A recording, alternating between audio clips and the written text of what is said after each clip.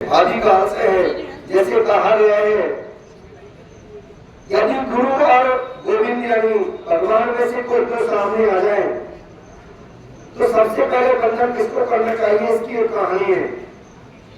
एक बार एक व्यक्ति और बिल्कुल पढ़ा लिखा नहीं था, एक गुरु के पास गया, जाके बोला, गुरु जी मुझे ईश्वर की प्राप्ति करनी है, आप मुझे मार्ग बताइए।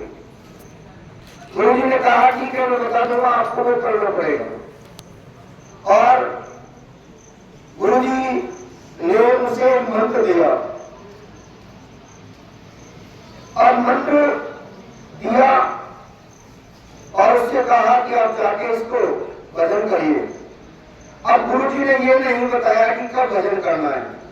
वो किसान था, खेती में काम करते करते वही नाम, अब राम का नाम बताया लेकिन मैं भूल गया, वो मरा मरा कहने लग गया।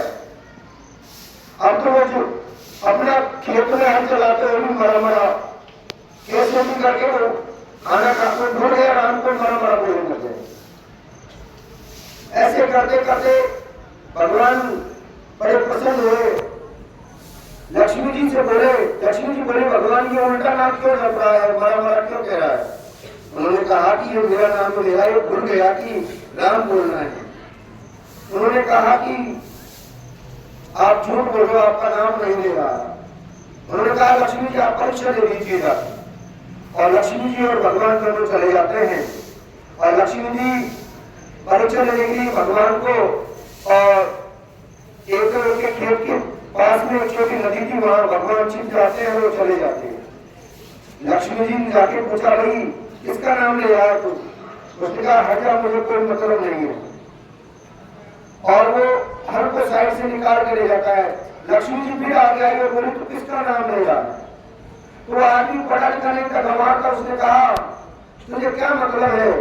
उसने कहा कि तुम बताओ। उसने कहा मैं तेरे पति का नाम ले रहा हूं, तुझे कोई टेंशन है क्या? लक्ष्मी जी ने सोचा कि इसको क्या पता मेरा पति भगवान विष्णु ही है।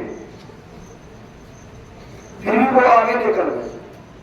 फिर दोबारा आया घूम करके, उसने कहा बता मेरे पति कहाँ है, कि कहीं पड़ा हुआ नदी नाले में, मुझे क्या लेने देना।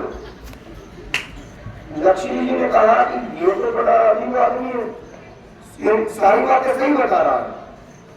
उसने कहा भगवान वहां आ जाते हैं और आकर के और वहां पर उसे कहते हैं हम आगे हैं। उन्होंने कहा कि आप मुझे बताया ना, आप मेरा काम रोकने आए। उन्होंने कहा मैं नहीं भगवान हूँ। उन्होंने कहा मैं नहीं मानता भगवान हो आप मेरे